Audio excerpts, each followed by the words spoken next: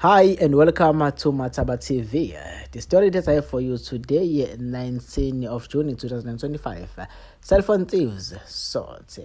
In this video, we see a male stealing a cell phone belonging to a cashier at a pharmacy in Verulam CBD, KwaZulu-Natal, South Africa. Reaction officers were called out on the business premises on Island Street after the employee realized that her Samsung cell phone was missing. The female in the white t-shirt accompanied the suspect to the store and distracted the cashier while her accomplice pockets the cellular device that was under the counter. That's very bad. It's very, very bad. You can see on this video, this female is distracting the cashier while this man is taking her cell phone.